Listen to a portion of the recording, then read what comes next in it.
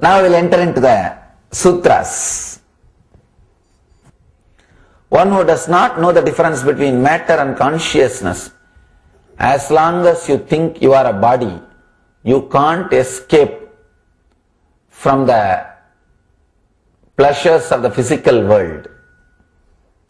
See, when you think you are mature, naturally the small attachments like a toy, Barbie doll, all these things disappears. Till you are matured, even if you try to renounce the toys, you may renounce physically but you will be thinking about it. Same way, till you experience your consciousness, you can't renounce the physical pleasures. Even if you renounce, you will be mentally thinking about it. The one who does not know the difference between matter and consciousness won't be able to practice restraint. Only when you experience you are a conscious being. Understand? You are not a human being having spiritual experience. You are a spiritual being having human experience. It is the other way. You are not human being having spiritual experience. You are a spiritual being having human experience. So, only when you understand the truth, you are a spiritual being having human experience, suddenly you will see the outside world or the pleasures of the world is not attracting you at all. It's not affecting you anymore. You are just beyond all these things. You are just living in a different space. The one who sees everything as movements in consciousness, he transcends sin and merit, bondage and liberation. This is the essence. This sutra is the essence. The one who sees everything as movements in consciousness. You are in consciousness and you are consciousness. Just consciousness is moving inside the consciousness. Understand? There is no matter. There is no jada. There is no outer world. The outer world also is inside your consciousness. This can happen to you when you start witnessing. When you start constantly witnessing whatever happens inside and outside, suddenly you will see all movements, whatever is happening, including you, is just part of your own consciousness. What you think as you, what you think as world, whatever you think as the outer world and the other person, everything is just movements in consciousness. This can happen to you when you witness, above all, when you unclutch from your body and mind. See, as long as you connect with your body and mind, you create a boundary between you and the world, you and the whole. When you unclutch, suddenly that boundary disappears. You are no more separate from the whole. You are no more separate from the truth. You are no more separate from the reality. You are just filled with the same thing. See, the body will be there as a body as long as you give the name for it. The moment the name disappears from you, it remains in you as just an experience without the so-called words or the qualities associated with it. You will see in reality it is the same. See, the power which runs your body is running the sun and the moon. The force which is working inside you is the same force running the solar system, running the whole world. if something is happening inside your body, it directly affects the sun and the moon. You will realize you are not an island as you think. You are not an island as you believe. Your belief that you are an island is too small. It's like in a big ocean. A small straw is floating. Piece of straw is floating. Piece of straw is too small to make the ocean into two pieces. Same way, your ignorance is too small to take away your enlightenment. Understand this important truth. Your ignorance is too small to take away your enlightenment. You are fortunate. Your enlightenment is more strong, more powerful than your ignorance. That is why the enlightenment is possible. That is why it is possible. Your ignorance is too small to cover you or to make you into two.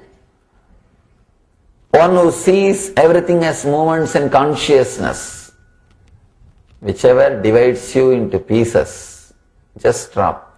As long as you carry I, the idea you will be there. The idea of other will be there.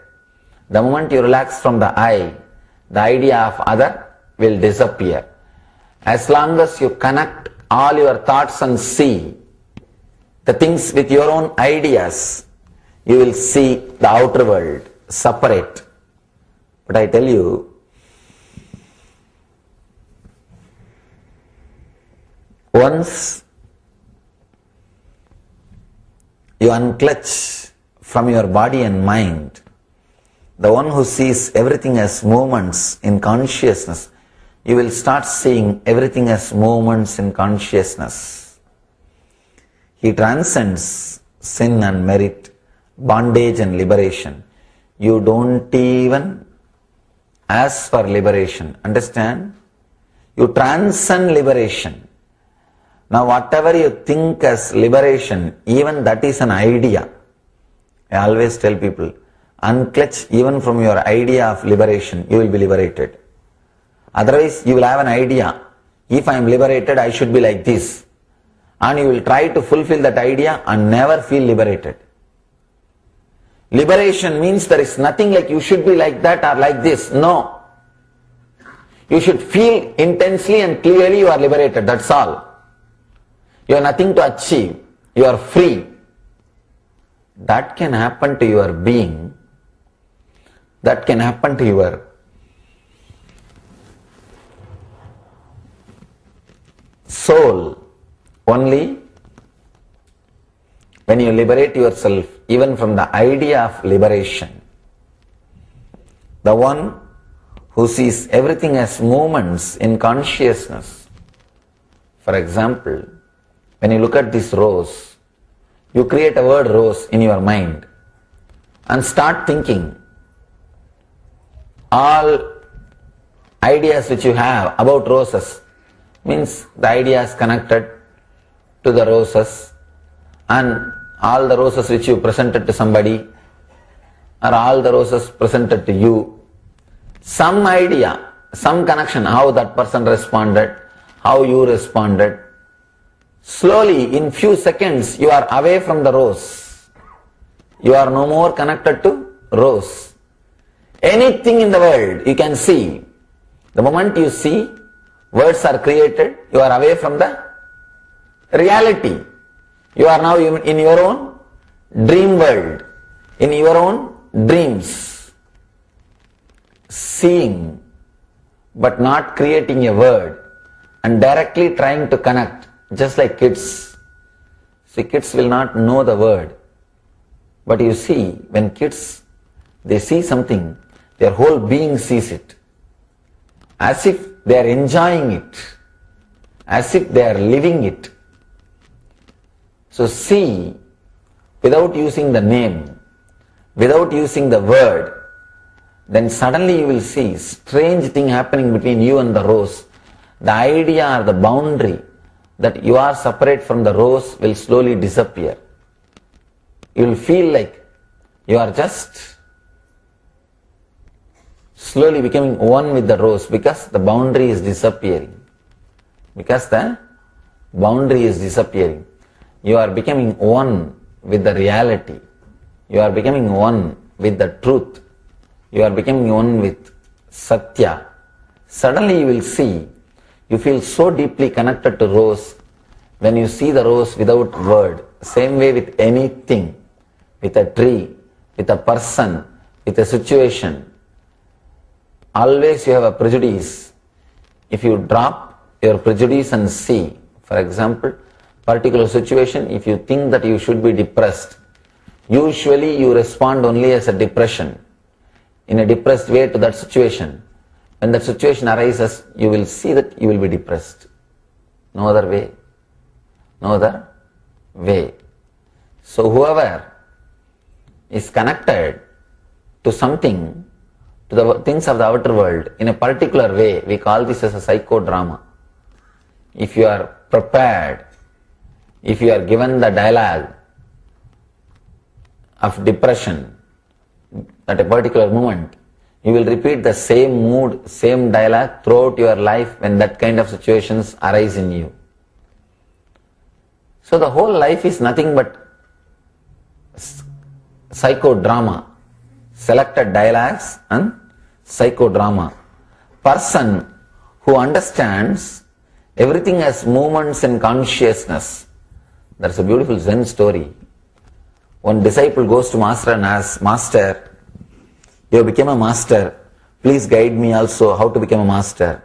Master says, who said I have become a master? No, I am a master because you want to be a disciple. As long as you are playing the role of a disciple, I will be in the seat of the master. The moment you are no more a disciple, I will not be a master anymore. Disciple was shocked. He said, how can it be?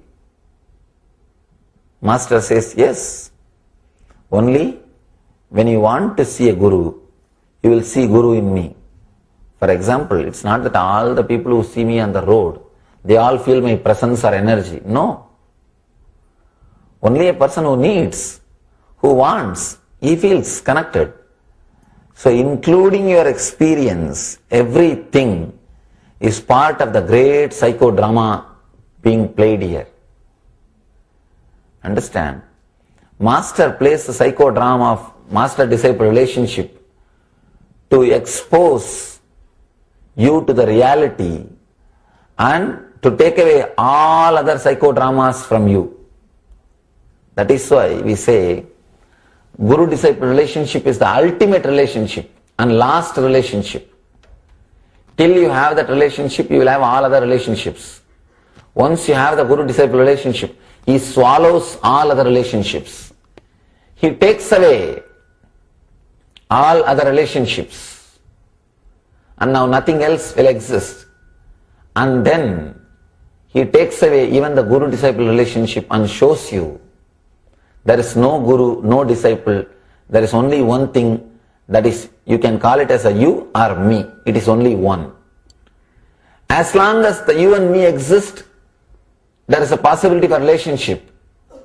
In reality, you and me itself doesn't exist. It is one and the same. You may call that as a you or me. That's not a problem. Any word you may use. But you will realize the one who sees everything as movements in consciousness, you will realize you and me are just two different waves in the same ocean. Two different waves in the same ocean.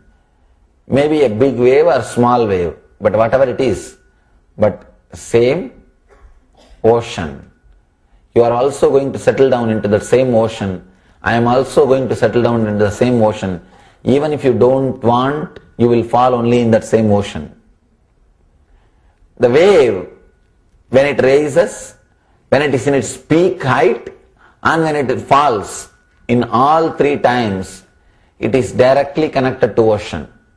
It can't be away from ocean. It can never be separated from ocean. Even if the wave thinks it is become separate from ocean and it has to get liberation, it has to reconnect itself to the source and ocean. Even if you think you are separated from the ocean, you are connected to ocean. Same way, even if you believe you are in bondage, you have not achieved liberation, please be very clear, you are never bound.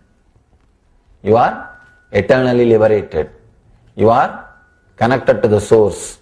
You are connected to the ocean. You are filled with energy.